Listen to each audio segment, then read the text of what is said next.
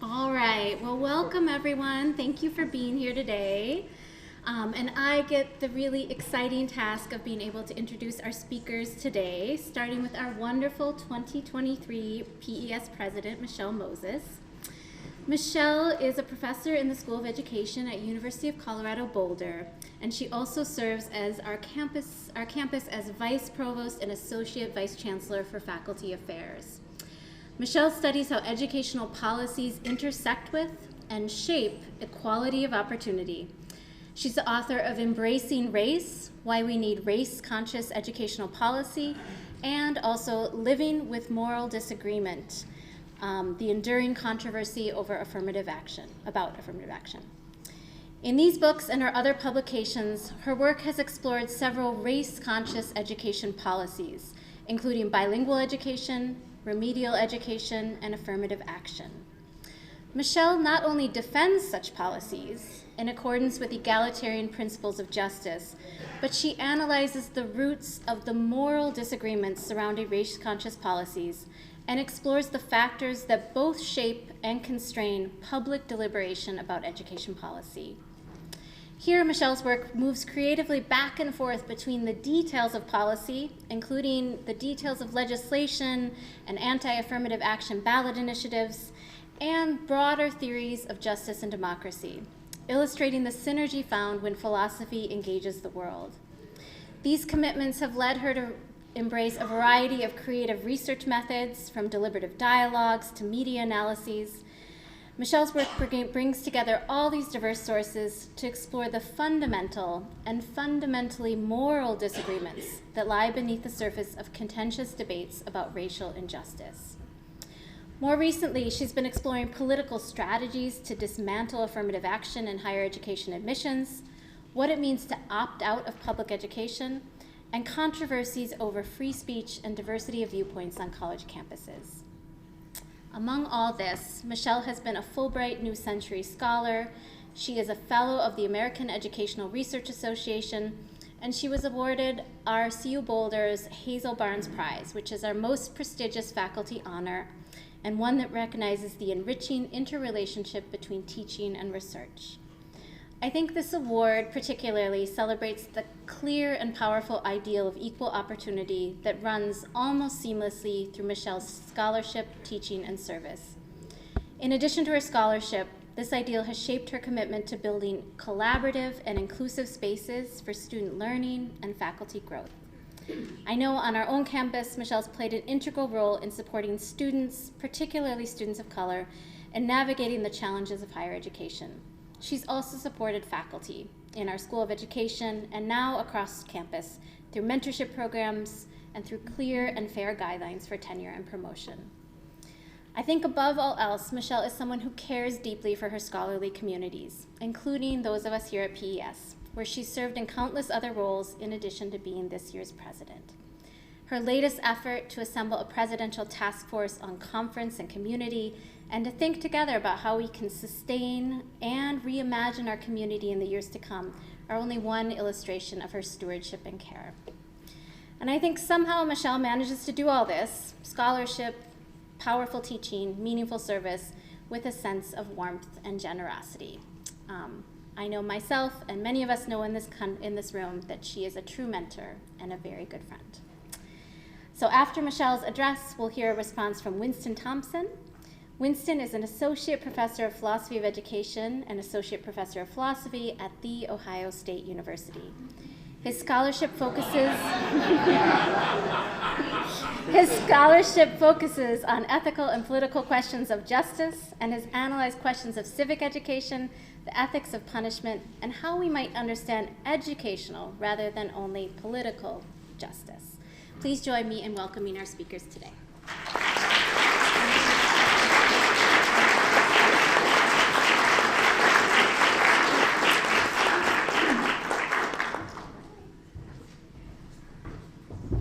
Okay, this is how tall I really am.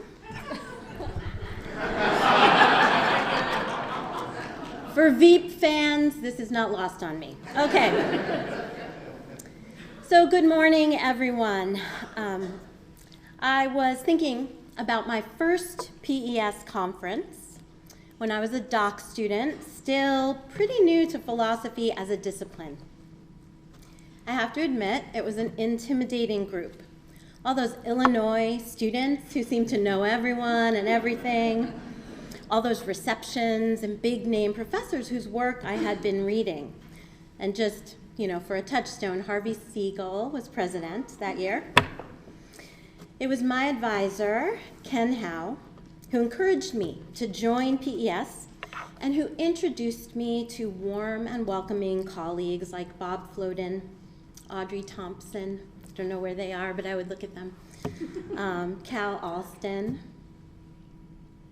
and of course the inimitable Nell Noddings, whose presence we miss most acutely this year. I never dreamed that I would get to be president of PES, but here we are. And I think, don't know for sure, that I may even be the first Latina PES president.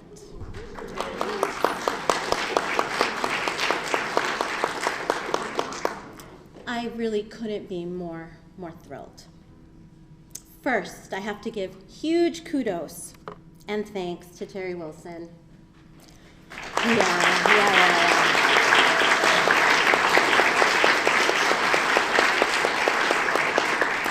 For the incredible, inclusive, and innovative program that we have this year. I knew, so I'm going to take credit because I knew that she would be an amazing program chair because she's an incomparably thoughtful, smart, and generous colleague and friend. Second to Amy Shuffleton for the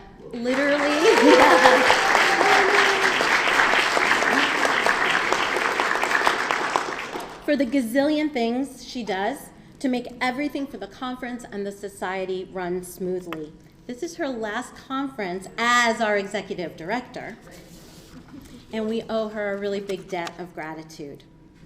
To the brilliant Winston Thompson for responding to my ideas in the most productive and insightful ways, and to the members of the executive board, Derek Gottlieb, Annie Schultz, and the conference management committee, and the Palmer House staff who found me a stool, and all our hardworking standing committees for what they do to sustain our organization. Back there to my husband, Chris, who is always my first, most patient and encouraging and best interlocutor and co-thinker. And finally, I want to thank Ken Howe, my forever mentor and friend who is here today taking some time out of beautiful and much warmer than Chicago retirement to come to PES. Ken's work and his thinking and his heart still inspire me every day. Okay, so I'm going to take a sip of water. So I'm focusing my remarks in this address on contemporary turns toward extremism in politics as linked with a crisis of truth that is harming education, harming civic dialogue and deliberation, and consequently harming democracy, or so I argue. Whatever your political affiliation, I don't think I need to convince you about the trouble democracy is in, not just in the United States, but all around the world. Societies undergoing democratic decline usually erode gradually. We begin to see things like the proliferation of disinformation, the facile dismissal of facts, evidence, and the free press, and the degradation of civil liberties. For example, women may lose the right to govern their own bodies, or finalize a divorce if they're pregnant. Such attacks on rights are bound up with other worrisome phenomena, such as anti-intellectualism, disproportionate focus on identity politics, and election denial. Books are banned, ideas are repressed, people are silenced. Parents' rights groups lobby policymakers to constrain what students can be taught within public education institutions, using euphemisms like prohibiting the teaching of divisive concepts. Undemocratic forces begin to stack city halls, state legislatures, and the judiciary. The slide into authoritarianism may be gradual, but a dystopian near future is not out of the realm of possibility. In education, we have seen the rise of myriad Koch-funded groups like Moms for Liberty or Parents Defending Education, working against teaching critically or even accurately about race, gender, and sexual diversity in schools and in universities. On the extremist left, there's the tendency to suppress dialogue, degrading the principles of democratic engagement in everyday life. As scholars, we have a special responsibility to use our expertise to counter anti-democratic forces like these. In particular, as philosophers of education, we can do what we do so well: analyze the debates, clarify key concepts, and offer recommendations towards democracy-sustaining, or perhaps even more importantly, democracy-transforming education. This was my aim with my last book. Writing in the early 2010s, I argued for deliberative democratic dialogue across differences, across conflicting beliefs, and across moral disagreements. I sent it off to the publisher in 2015, and it came out early in 2016. Then US politics blew up. I had written Living with Moral Disagreement during a different time and political context. I believed in the promise of deliberative democracy and dialogue, and I still do. But I understand better now that we need to grapple with what to do if people's conflicting beliefs are not only due to their different moral values and worldviews, but also due to untrue, unreasonable, and wrong ideas.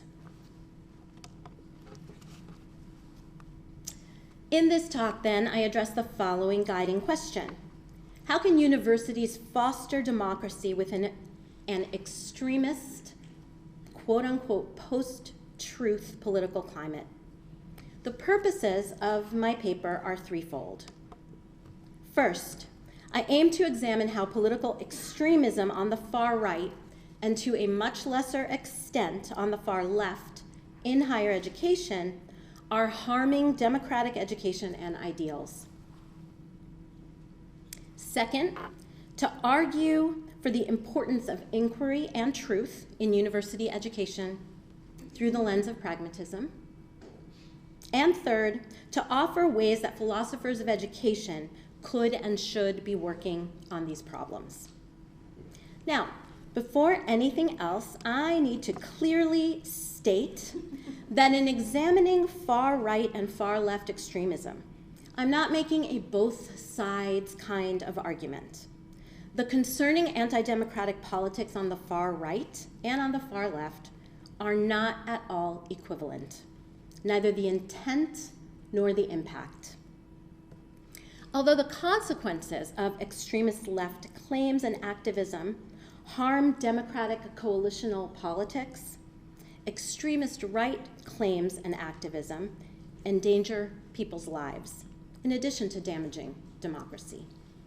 To take one urgent example, the extremist far right's lies about transgender people quite literally place them in harm's way, not to mention how they exact a toll on the overall health and well-being of transgender persons. This goes well beyond a political or ideological dispute. Nevertheless, I do worry that in paying justifiable attention to the powerful extremist right, scholars have neglected to critique those on the extremist left. But I believe that it's important to understand the different kinds of dangers to democratic education that we're facing, as they reveal something about the crisis of truth and the diminishing possibility of developing shared understandings. I want to suggest that there's something happening beneath our feet. Competing perspectives on truth not only the value of truth and how we might search for it, but also whether and how we should adjudicate competing truth claims. In often simplistic and overconfident ways, extremists are claiming that individual experiences can never be questioned, regardless of the evidence. This goes against a broadly pragmatist view of truth and knowledge that relies on an explicitly democratic conception of the ends of inquiry. These issues, of course, are close to my heart as a scholar of higher education, and now they feel even more urgent in my role that Terry mentioned as a vice provost, where I am regularly confronted by threats to public universities and engaged in real-time debates over academic freedom and repressive politics. I realize that I'm presenting large and multifaceted problems that we philosophers of education just can't, magically solve. And for some, it may not even feel obvious that democracy and the civic education that fosters it are worth fighting for.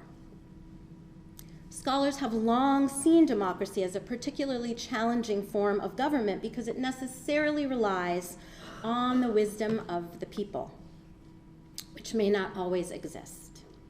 So consider Hannah Arendt's view that relying on the wisdom of the masses can be dangerous for pluralist politics and lead to totalitarianism. Although important ideals such as freedom and equality are central to democratic politics, in practice, democracy often does not reflect its ideals.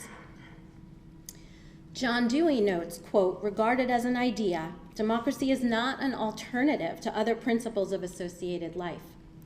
It is the idea of community life itself. But, he says, democracy is not a fact and never will be, end quote. Along with this pragmatist sense of democracy as a living system of government and community that is reliant on people engaging in informed dialogue, Dewey saw communication as fundamental for free democratic citizens and education as key to learning to communicate in democracy-sustaining ways. Numerous philosophers have followed Dewey in making arguments for democratic education and for the democratic aims of higher education, focusing on educating citizens for informed democratic participation, autonomy and self-determination, and non-discrimination and non-oppression. However, given the current socio-political moment, I attempt to show here that however right-headed these arguments, including my own, have been, they have missed prioritizing and emphasizing a necessary component of democratic education: truth. For how can we educate democratic citizens if nobody knows what's actually true? As Cal Alston asked in her response to the presidential address last year, quote, tell the truth. Can we call it education if we cannot bring ourselves to tell the fucking truth? End quote. My argument herein flows from two key premises. Democracy is in danger and is worth saving. And higher education rightly claims a mission that prominently includes inquiry in the pursuit of truth, civic education, and the preparation of informed democratic participants. Given those, I examine how extremist views are hindering that mission. Universities need to understand how extremism is related to a crisis of truth and to refocus on their academic and social missions. To make my argument, I show how a phenomenon that Lee McIntyre calls post-truth is connected with extremism. Relying on a Deweyan pragmatist democratic notion of truth as tightly linked with inquiry, I argue that we can know truth, though contextual and dynamic, through inquiry. And I hope that my examination can contribute to a course correction that reconnects students, faculty, and staff to the democratic mission of the university, and engages philosophers of education substantively in the effort. Now, before moving to the next section, I should share that these issues have been on my mind and my heart for quite a while. Indeed, they are what has been keeping me up at night. This paper is my attempt to make sense of what's happening. This paper is my invitation to you to think together with me. As someone who has spent my entire career working on issues of equality and justice in education, and particularly on studying higher education policies aiming to mitigate racial inequality, I think I've gotten used to critiques from the far right. So what I feel anxious about today is that my challenges to extremist orthodoxies on the far left might be taken out of context and used to erase my scholarly track record. But I suppose my anxiety about this is indicative of the very problem that I am endeavoring to tackle. Okay, how political extremism hurts education.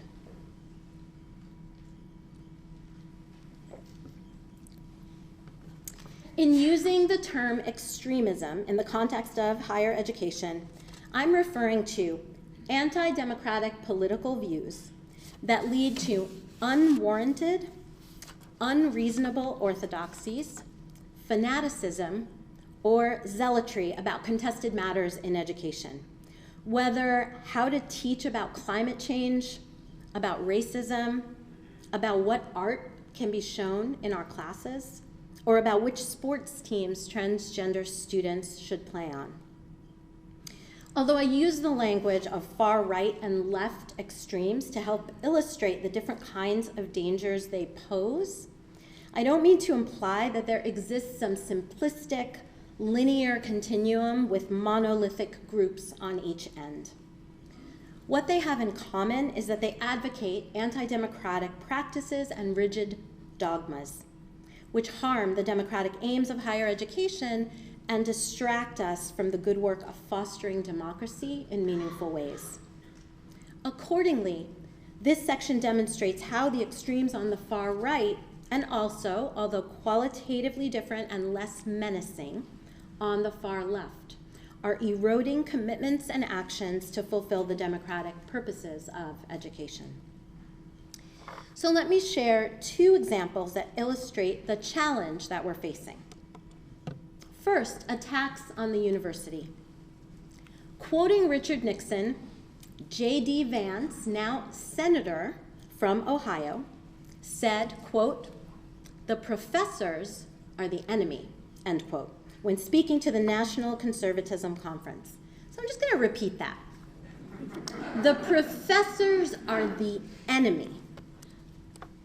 This sentiment undergirds much of what Florida Governor Ron DeSantis has been doing to stymie progress toward democratic aims in Florida's public universities. Consider his Stop Woke Act and, more recently, Florida House Bill 999, which would limit public university autonomy and disallow teaching about racial injustice. It violates academic freedom, silences expertise, and chills inquiry. Consider also his call for all public universities to report every expenditure related to diversity, equity, inclusion, and critical race theory. Such surveillance deprofessionalizes university staff and faculty, suppresses equity initiatives, and undermines the university mission. When far-right extremists like Vance and DeSantis use language that frames professors as the enemy, or categorize curriculum materials related to racial, LGBTQIA+, and gender justice as divisive, they're perpetuating dangerous untruths. Words matter. What we say to each other has consequences, and what we say in public has consequences. In trying to understand and prevent totalitarianism, Arendt argues that speech is a form of action that is not separate from the person saying it. That is, speech is not only inert words, because when we speak, we are in fact acting. Words can have the effect of making things more or less permissible than they were before. And more alarmingly, they can have material consequences to people's lives.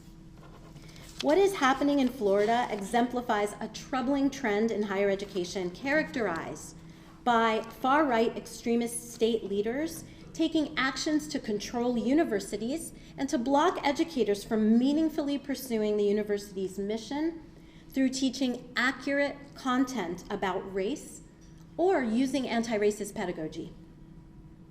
These kinds of authoritarian actions contribute to a sense of what Doris Santoro has called the illusion of schools as democratic places. She builds on Chris LeBron's idea that despite schools' claims to be engaging in democratic education, in practice, they are not pursuing democratic aims for many marginalized students. A similar analysis could be applied to universities and state governments. As extremist leaders have risen to power, certain dogmas and beliefs have moved from the fringes of acceptable social and political views into the mainstream. Radical extremists have been emboldened, feeling entitled, for example, to call out or dox scholars who publish and teach about and against racism, misogyny, cis and heteronormativity, and white supremacy. Scholars and artists and the notion of expertise in general have been attacked and undermined. In a post-truth society, it becomes less likely for citizens to participate in democratic politics in an informed way. When the beliefs over which people disagree are not reasonable or are untrue, it is difficult, if not impossible, to respect them, making it exceedingly challenging to engage in democratic dialogue. As Lana Parker points out, quote, "The new information environment is characterized by high levels of online engagement, rising tides of mis- and disinformation, intentional technological manipulation, and the imperiling of democracy through strains of post-truthism and radicalization," end quote. Parker's points about disinformation and post-truthism echo Arendt's concerns about totalitarian leaders devaluing the difference between fact and fiction. We know that, as Liz Anderson discussed yesterday, deep polarization along with widespread civil distrust and disrespect, racism and white nationalism, and a disregard for facts all contribute to a decline of democratic ideals. Robert Talisse notes that this kind of deep polarization leads to political echo chambers, making it more difficult for people to respect or even just seek to understand opposing views. It also can result in the most extreme on the right and on the left pressuring their comrades and allies to become even more extreme or else not be considered authentically part of the movement. Successful deliberative democracies value the ability of citizens to disagree with one another and still maintain a mutual respect, which is all the harder when those with whom we disagree are characterized as enemies. Okay, the second example is about counterproductive practices. Let's consider Hamline University, where an art historian was fired after teaching a survey course on ancient art. By all accounts, the instructor was sensitive to calls to diversify the curriculum and include art from many different cultures. She was aware that some of the artworks would be controversial, but she believed that having students think critically about the controversies was key to studying art history. She recognized that her students had different perspectives and also represented diverse cultures and religions. So she made sure to be respectful of the arts and cultures in her lessons. She let the students know in advance about particularly contested works so that anyone could choose to opt out of viewing them. No one raised any questions and no one opted out. One controversial work included an image of the Prophet Muhammad, which some Muslims believe should never be depicted. After she showed it, a Muslim student complained to the administration, and the university president decided to let the instructor go. Although the Hamlin dispute is complex for many reasons, including that it is a conservative fundamentalist portion of Muslims who object to using such art even for educational purposes, in my view, this example is emblematic of counterproductive extremism on the far left. Because of the campus leaders' overreaction leading to the firing of the professor. This kind of epistemic deference seems to undermine the diversity and inclusion goals that ostensibly motivated or justified firing her. The left extremist view here leaves no room for dialogue or learning, instead centering an orthodoxy dictating that we should never teach anything that could feel uncomfortable or oppressive to students whose cultures have been historically marginalized, especially at predominantly white universities. Now, we can understand what happened at Hamlin to be an extreme instance of the phenomenon of the politics of deference, described by Olufemi O. Taiwo. The idea of the politics of deference is part of his analysis of the concept of elite capture. That is, how social and political elites have tended to use identity politics and the experiences of people of color for their own benefit, rather than for genuine anti-racist aims. The politics of deference specifically refers to, quote, an etiquette that asks people to pass attention, resources, and initiative to those perceived as more marginalized than themselves, and to do so uncritically. Key for my arguments here is that it causes elites to, quote, modify interpersonal interaction in compliance with the perceived wishes of the marginalized, end quote. Such deference often does nothing constructive to change the structures that negatively affect minoritized people's actual circumstances. And at its worst, the politics of deference can result in elites patting themselves on the back for how anti-racist they are, and even enabling problematic behaviors among minoritized people who are often also part of the larger group of elite intellectuals. For example, tenure-track faculty of color. In universities, more time may end up being spent on things like doling out committee work equitably than on addressing urgent material needs. This is perverse because it ends up rewarding white elites for the so-called wokeness they perform, while continuing to ignore real power differentials. So my concern is that although parts of such deference can be positive within academia, when they're part of changes that result in greater value and respect for those marginalized within the academy, as well as materially distributing work and credit more equitably, it can also be destructive, especially when it serves to poison coalitions and suppress both disagreement and connection within communities of scholars working individually and collectively toward justice. So I agree with Taiwo that, quote, to opt for deference rather than interdependence may soothe short-term psychological wounds, but it does so at a steep cost. It may undermine the goals that motivated the project, and it entrenches a politics that does not serve those fighting for freedom over privilege, for collective liberation over more parochial advantage, end quote. Also troubling in the university context is that the politics of deference and its concomitant performativity can result in an increasing reluctance by faculty members to raise questions or discussion topics related to emerging exclusionary orthodoxies around social justice, much less to take a stand that is different from those orthodoxies. There is often fear attendant to this, such as, for example, fear of being accused of perpetuating white supremacy or racial violence. This fear can result in silence and an environment where scholars may shy away from even talking about social justice-related topics, much less studying them or combating untruths.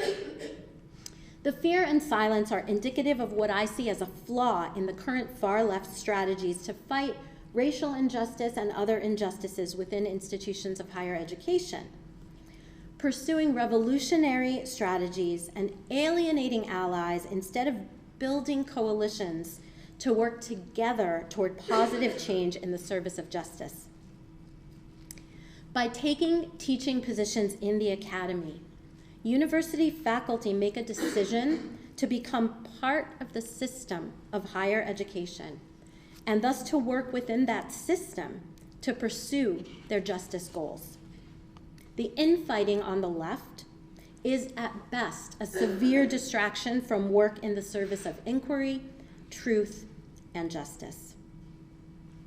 In one of the most insightful essays I've read in a good long while, community leader and activist Maurice Mitchell, the national director of the Working Families Party, boldly argues that environments within many progressive and left social movements and nonprofit organizations are toxic or problematic because of tendencies that include the following: cynicism about all leaders and institutions, tests of one another's commitment to justice, lack of nuanced understandings often perpetuated by social media, power struggles rather than coalition building, and reactions that are not proportionate to situations. Central to his argument is that a person's identity should not automatically be seen as evidence of some intrinsic, ideological, or strategic legitimacy. Mitchell is concerned that these tendencies are weakening movements and organizations. I contend that similar tendencies and orthodoxies are afflicting academia and universities. Students, staff, and faculty alike are suffering due to environments made toxic not only by extremist right orthodoxies, but also by extremist left dysfunction. Instead of lifting each other up, developing solidarity across common goals and common actions for democracy and justice, we're blaming and shaming each other, calling each other out, and refusing to show each other grace or compassion. Worse, when someone dares speak against the orthodoxies or even raise them for discussion, they may be accused of perpetuating injustice. And identity politics are bound up in this in complex ways. According to Mitchell, it's problematic when, quote, marginalized identity is deployed as a conveyor of a strategic truth that must simply be accepted, end quote. Because people with marginalized identities, as human beings, suffer all the frailties, inconsistencies, and failings of any other human. To act as if this were otherwise is patronizing at best to students, faculty, and staff who are underrepresented within the academy, and racist at worst. It's worth quoting Mitchell one more time. Quote, genuflecting to individuals solely based on their socialized identities or personal histories deprives them of the conditions that sharpen arguments, develop skills, and win debates. We infantilize members of historically marginalized or oppressed groups by seeking to placate or pander instead of being in a right relationship, which requires struggle, debate, disagreement, and hard work, end quote. This genuflecting flies in the face of the mutual respect that is constitutive of deliberative democracies. It is an insincere approach to truth-seeking. In higher education, the emergent extremism of students, faculty, and staff on the far left thus may serve to create an environment that is counterproductive to the mission of the university. And in the most alarming instances, like the Hamlin case, historically marginalized individuals' perceptions of harms are taken uncritically as truth, leading to disproportionate demands, reactions, and outcomes. Now, the conundrum here, of course, is how to balance honoring persons' accounts of harm with truth-seeking inquiry, and without then taking outsized remedial actions that are disproportionate to the perceived offense. All right, next section is called the nuances in extremism. To conclude this larger section, the Florida and Hamlin examples illustrate the damaging politics and actions that result from extremist orthodoxies. While insightful in a number of contexts, the postmodern critiques of truth and inquiry have gone painfully awry in both directions, as any truth claims seem to be open to question from anyone. The first example, highlighting actions that reflect far-right extremist views, illustrates an entirely unreasonable use of power to silence inquiry, critique, and the pursuit of truth in universities. Such actions have far-reaching effects that dehumanize minoritized persons and destroy decades of progress toward creating more diverse and inclusive campus environments. The second example, highlighting actions that reflect recent far-left extremist positions, illustrates an unreasonable use of power to silence inquiry, trample academic freedom, and prioritize student demands solely because of the student's cultural and religious identity, with little to no attention to the context and the substantive content of the complaint. Although there's wrong-headed extremism on the far right and left, let me underscore once more that these extremes are not equivalent. In fact, commentators who say breezily that both sides are wrong gloss over the crucial nuance that the extreme right is much worse for democracy. Let me elaborate on what I mean by worse. The views and actions of extremists on the right often deny people's humanity, erase people's very existence, erode civil rights, threaten lives, and aim to destabilize democratic politics in the service of authoritarian aims. The views of extremists on the left, on the other hand, are of a different scope and scale. By and large, those on the extreme left are critiquing an unjust system that harms minoritized and marginalized people. They're not the ones trying to withhold medical procedures or education from anyone, nor trying to keep anyone from getting married or from voting. It's not the far left's general aims with which I'm taking issue. It's the methods, because they can be counterproductive to those crucial aims. Far left extremists are then sabotaging the social and political coalitions that are needed to make lasting positive social change.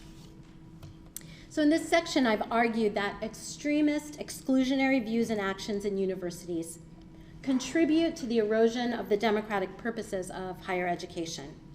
In the next section, I demonstrate how this argument is connected with the rise of truth decay in recent times. As if the attack from the far right were not challenging enough, students, faculty, and staff increasingly are basing truth claims on their experiences and feelings in such a way that they're somehow beyond question, rather than also relying on scientific and ethical claims to truth that privilege evidence and discussion in conjunction with experience, leading to important intersubjective understandings. University leaders and educators need to understand these problems to be able to refocus on the mission of knowledge production, inquiry, and the pursuit of truth, which foster the education and development of a democratic citizenry. One that is able to engage in deliberation and dialogue across inevitable difference and disagreement, and to understand the fallibility and revisability of evidence and decisions. This deeper understanding would emerge from pragmatist notions of truth and inquiry. So truth matters, pragmatism, and inquiry. And I had to get a Dewey photo in somewhere, so there it is. In the US, the crisis of truth is related to a deep disdain for collective inquiry and evidence-based truth claims. This is indicative of a radical individualistic rejection of an intersubjective understanding of truth that can emerge from community inquiry. The crisis goes well beyond merely dealing with opposing worldviews. Outright lies are widespread, calling into question what we know, fueling ridiculous debates, sowing epistemic chaos. What's true? Can we even know? If so, how? And who gets to say? What if we just say it's fake news? For instance, a significant portion of the US electorate believes the lies about election fraud after the 2020 presidential election, despite no evidence. Although there are various causes of and reasons for such beliefs, I can't help but ask what happened or what did not happen in their educations that made it possible for citizens to dismiss evidence and facts and fall for the lies. It seems to me that for tens of millions of people, civic education failed. One reaction to this could be to just give up on civic education. But my reaction is to want to double down on purposeful, meaningful, and inclusive education in the pragmatist tradition, because I think we need it more than ever. Indeed, without the civic education that is offered, things would likely be much worse. We need to recommit to it in primary and secondary education and in university education. To do that, we have to both understand and resist the corrosive political extremes that are getting in the way of the dialogue and deliberation necessary for practicing democracy in the ways that Dewey and other pragmatist scholars call for. The tenets of deliberative democracy are key here, as revisability is an epistemic virtue. Thomas Kuhn's idea of normal science is relevant here as well. It's part of the way scientific inquiry works, that it's impossible to know whether a given scientific theory will be eclipsed or overtaken by new discoveries and knowledge, but that doesn't mean it isn't right or true. Relatedly, Dewey invokes the idea that democracy itself is dynamic, and it now needs to evolve in a post-truth context. McIntyre writes insightfully of this phenomenon, post-truth, as being strongly linked with authoritarian threats to democracy. Yet I don't want to just passively accept that we're somehow post-truth. Because there exists a crisis does not necessarily mean that truth is a lost cause. Dewey presciently maintained that democracy has to be renewed regularly. However, he did not adequately focus on how to do so when people have divergent views about democracy and the democratic purposes of public education.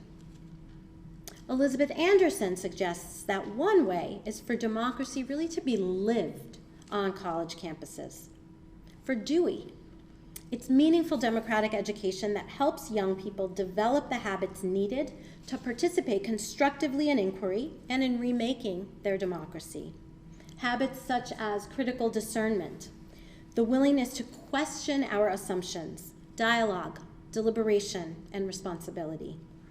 Such inquiry includes thoughtful reflection and decision-making, along with a good understanding of our social, cultural, and historical context. This reflects the idea that inquiry happens both in scholarly research and in daily life.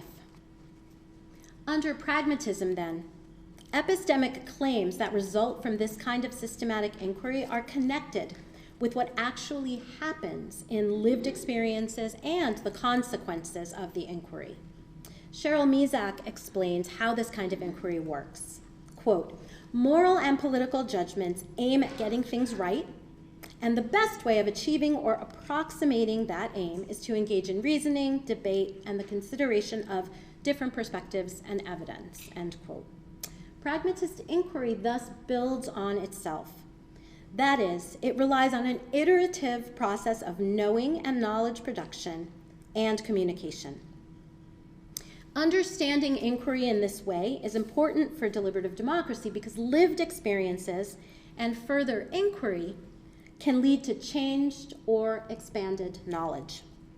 In fact, as Talese notes, the pragmatist endorses a specific model of democracy and citizenship for the sake of proper epistemic practice. So, we should view knowledge as both partial and self-correcting. And what this means is that in a deliberative democracy, citizens act on the knowledge that we have, with the understanding that we will regularly revise what we know and link it to what we do. This is where extremists go so wrong. Epistemic humility is in short supply. They're not open to inquiry, to the possibility that they might be wrong. Also, and importantly, any discussion of knowledge and truth has to contend with the unjust history of how evidence, quote-unquote evidence, has been used in profoundly racist, sexist, homophobic, and anti-Semitic ways to justify bigoted agendas against marginalized groups. In addition, some critics of pragmatism contend that it doesn't take structural inequalities properly into account.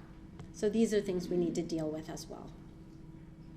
Now, the crisis of truth is characterized primarily by the outright lies told by far-right extremists, that the 2020 election was stolen or that Democrats eat babies, for example, as well as less dangerous lies about the numbers of attendees at the 2016 inauguration. These lies have made their way onto university campuses through harmful legislation or through far-right extremist speakers on campus. According to McIntyre, part of the problem is that feelings are shaping our beliefs about what is true. The primacy of feelings is reflected in the extreme left's penchant toward disproportionality, where every problem or slight is perceived as the worst, the most nefarious possible. Both communication and inquiry break down in the quest to call out and shame others. Mitchell shares the example of an uncomfortable interaction that is then described not only as unacceptable, but as violent. Now, this description may be understandable.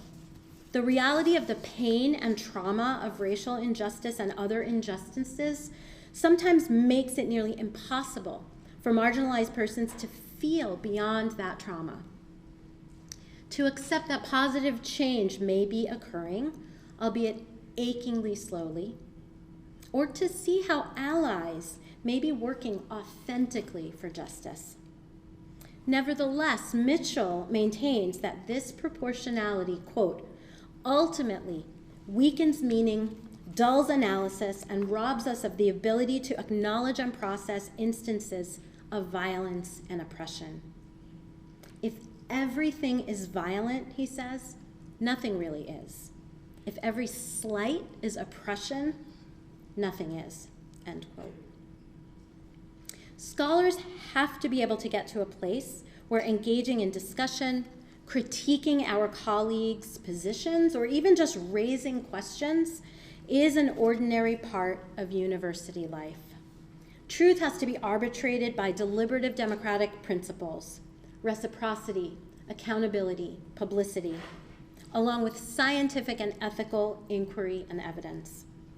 I propose that while honoring truth claims based in part on people's experiences, we seek to understand these experiences pragmatically as a source of collective knowledge and as part of a broader process of inquiry, rather than as the end point of that inquiry. So in conclusion,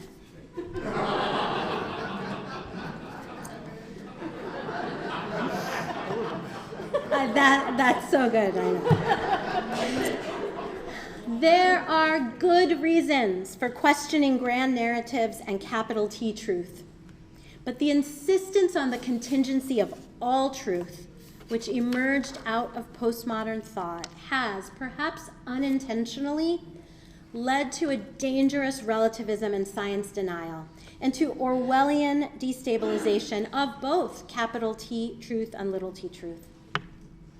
Postmodern deconstruction and the politics of identity have weakened democratic education and in some ways fostered the rise of post-truth extremism.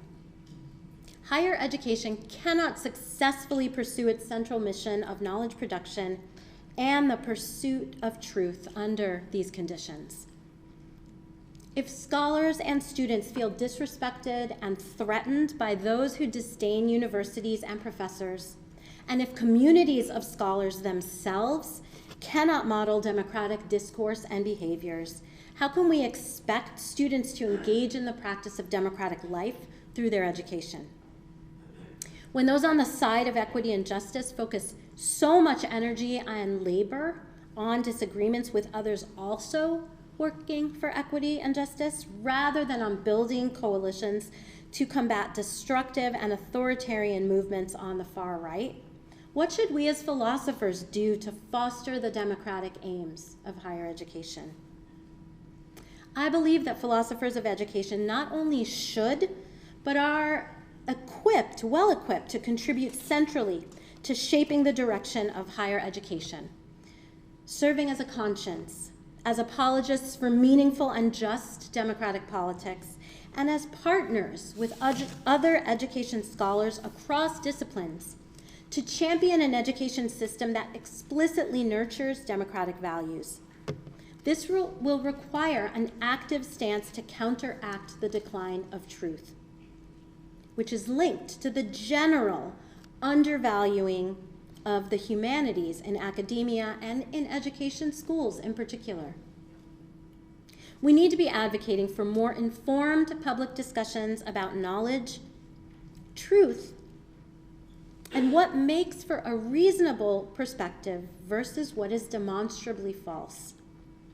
This focus on truth doesn't mean that I'm claiming that we need to be value-free or neutral in our research. That's not possible. But it does mean that I'm in favor of systematic inquiry in which researchers and scholars are aware of how values and beliefs affect the inquiry enterprise. We need to build both intellectual and political coalitions toward these goals.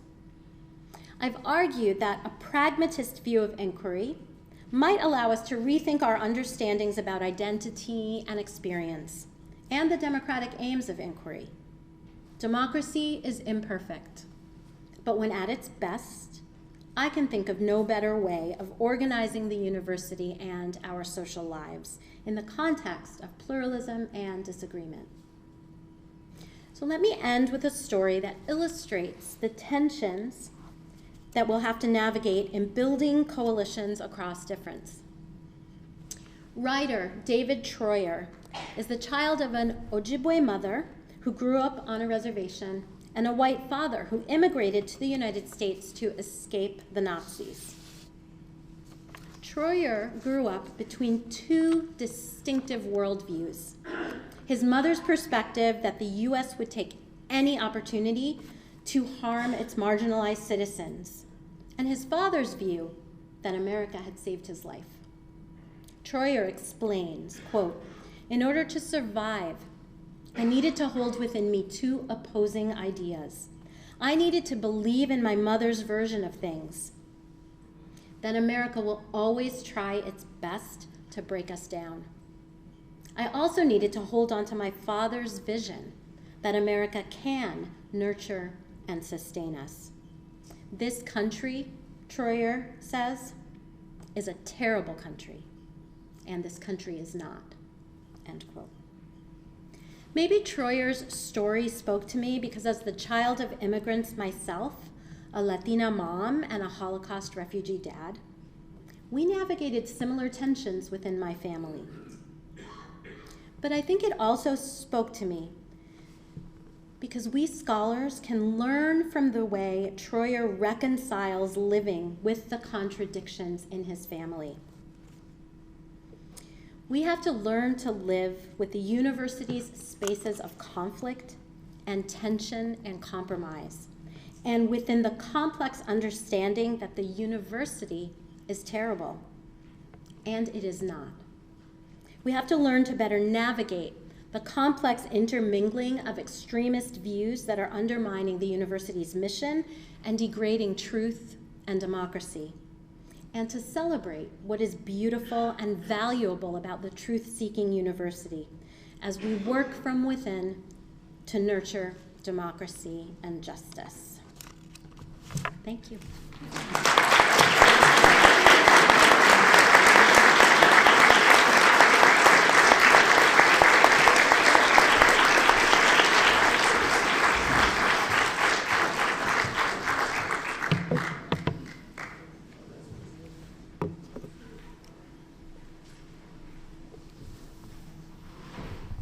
Okay. It's okay. It's okay. So before I get started, let me just say a very quick note of thanks to Michele for this wonderful, really lovely invitation to respond to her work. I'll just share a very quick story that some of you may have heard in a previous context. But, as an undergraduate, I studied philosophy, religion, sociology, and found myself with a sort of a mix of questions that led me to the study of higher education.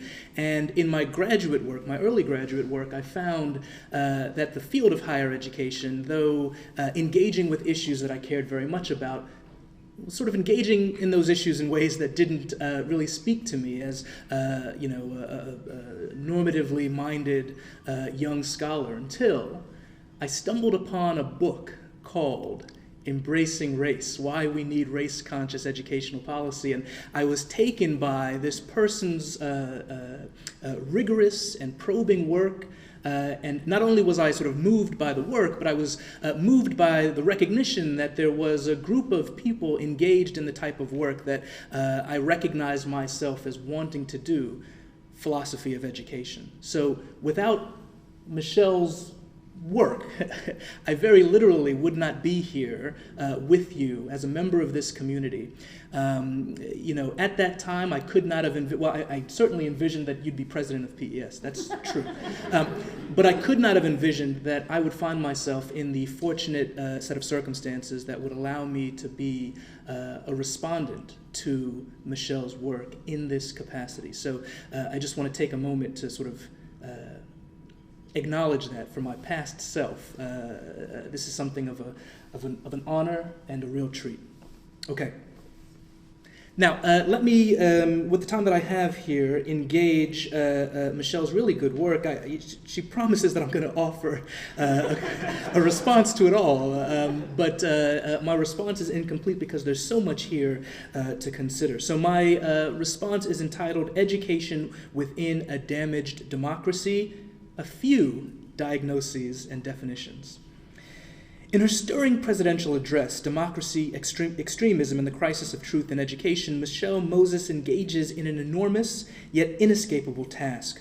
Her work in making sense of the causes of and desirable responses to growing fractures within our fragile democracy requires grand scope of vision and patient analyses.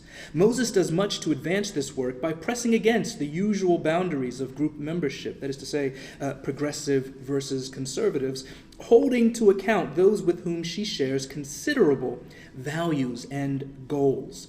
Rather than resting in defined roles, this sober-minded engagement with our collective problems models the distinctive contributions of philosophy to addressing that which ails our democracy.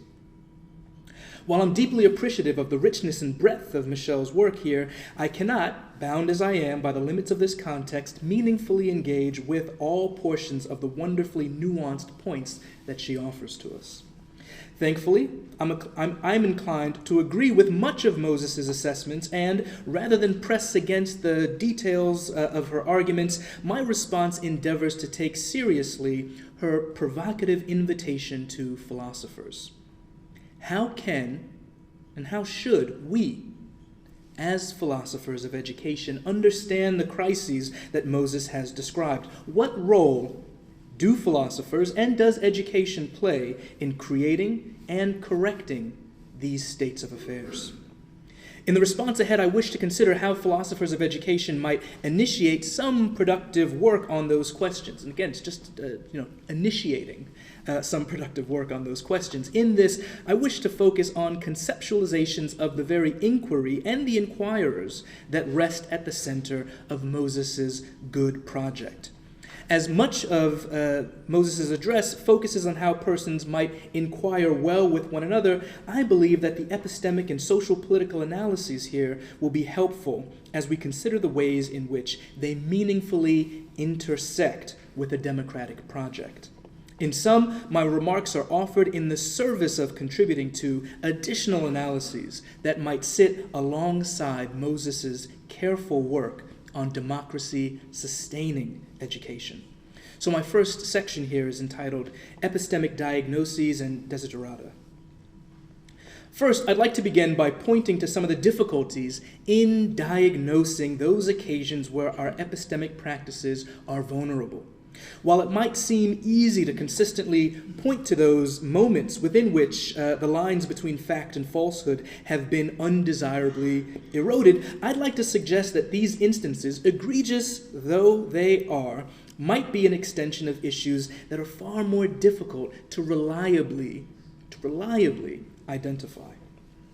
For example, given that we wish to avoid occasions of falsehood circulating as fact, what ought we and others do when the very status of fact and falsehood is under contention?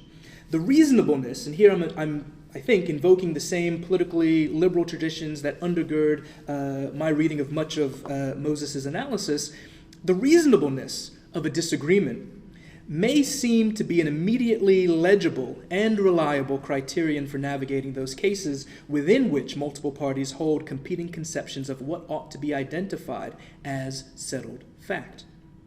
Indeed, in my own scholarship, and this is work that I've done with Joy Dengora Erickson and others, I've invoked reasonableness often, and I remain committed to its use as a standard for boundaries of discussions under pluralistic circumstances. But even though reasonableness is attractive as a standard for sidestepping a descent into the relativism that seems to recur across various both sides approaches to pedagogy and politics, I encourage us to recognize that reasonable disagreement likely exists about what constitutes reasonableness. In short, I'm calling attention to a vexing problem of action-oriented invocation of good ideal theorizing applied to our non-ideal contexts. And it's a problem that philosophers of education would do well to directly address. Experts like Darren Chetty have written about how identity-based assumptions, and his analysis of rightly drawn attention to racialized norms and perceptions, how these identity-based assumptions can be smuggled into seemingly neutral conceptualizations of reasonableness in discussion-based educational contexts. Identifying that reasonable disagreements about fact ought to be allowable in our deliberative spaces, for example, educational institutions and other straightforwardly civic contexts, is only the beginning of a complex deliberation in itself. Moreover, presuming that we, as philosophers of education, will make or have already made meaningful strides in this diagnostic work, we might also benefit from being attentive to the ways in which reasonable disagreements can, in aggregation, create the types of impoverished epistemic circumstances that we might wish to avoid. That is, although an individual statement or a question posed in a philosophy course or at a scholarly conference, right, might represent a reasonable view, that view could possibly intersect with and interact with other reasonable views to create an unreasonable epistemic context within which, though no individual might endorse the view, within which the community's stance becomes an unreasonable one.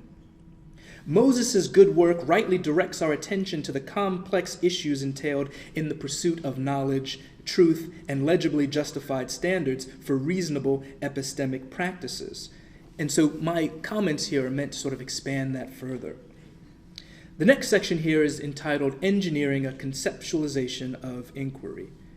So next, having identified some potential diagnostic challenges, I'd like to turn attention to further epistemic matters of the relationship between inquiry and truth.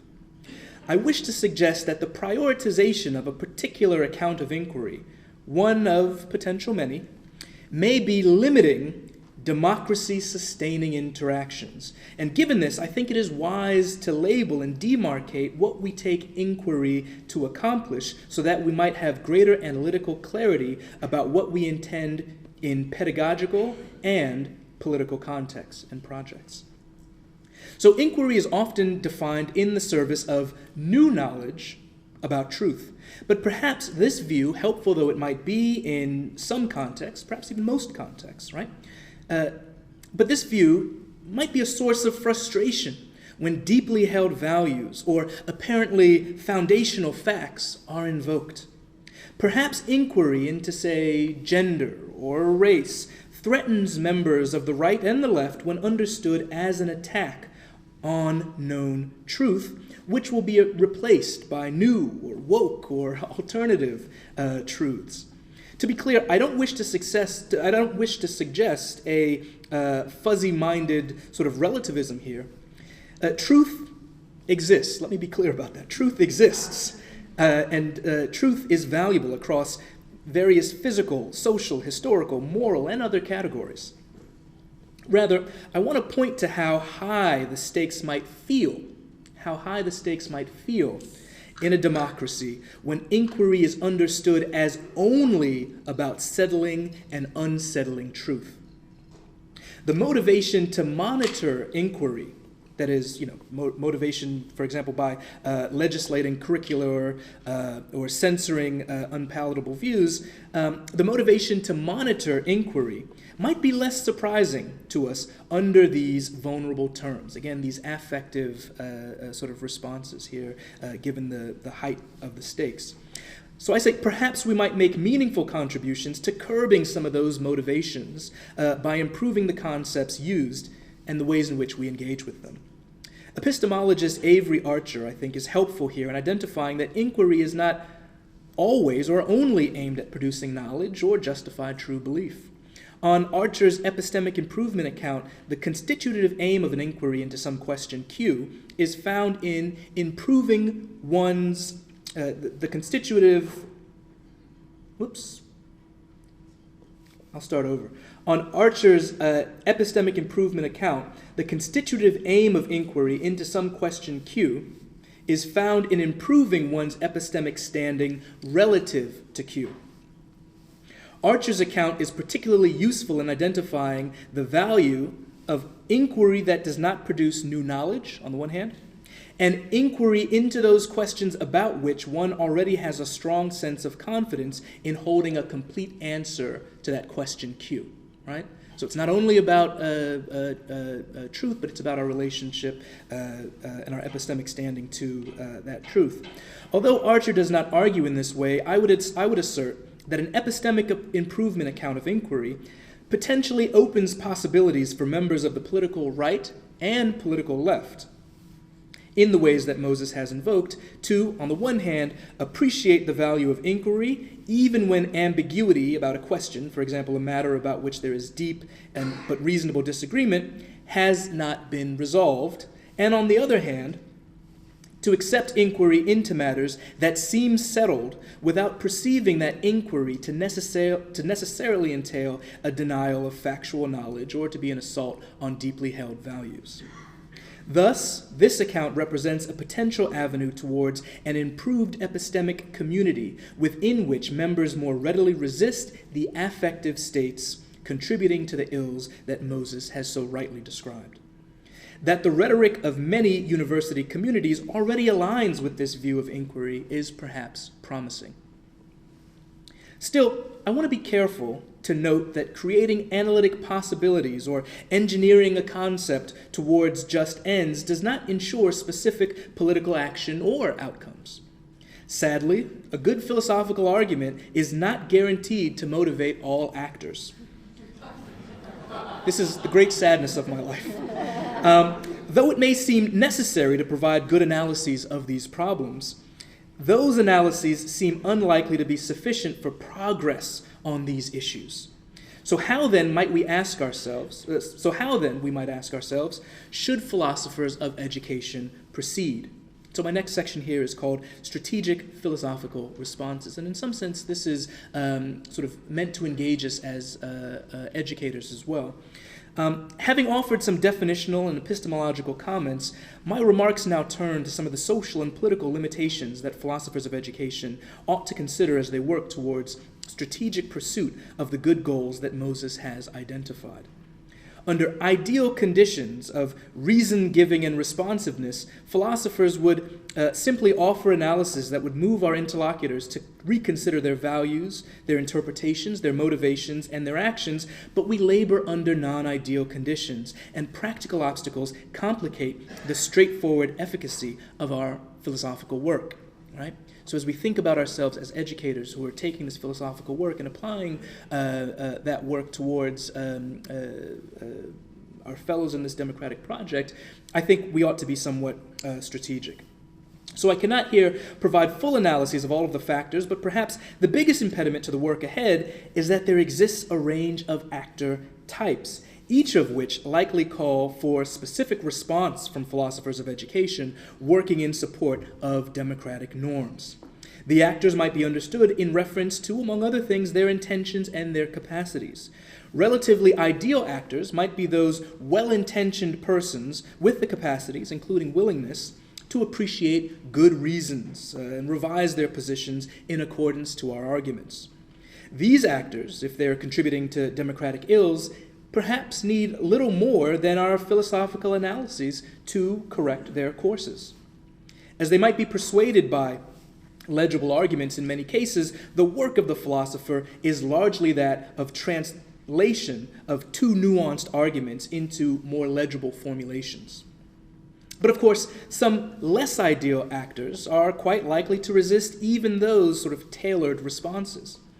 Within this category, one might imagine actors who are holding prioritized yet private justifications, say from a comprehensive view of the good, that are obscured from their, also sincerely held, articulated public reasons, even as a philosophically rigorous response to those reasons does little to shift the actor's social and political commitments, right?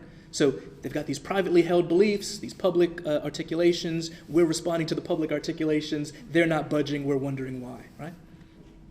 While these are not necessarily bad actors, their stances do make it difficult for philosophers to present and or translate analyses in ways that can actually motivate change.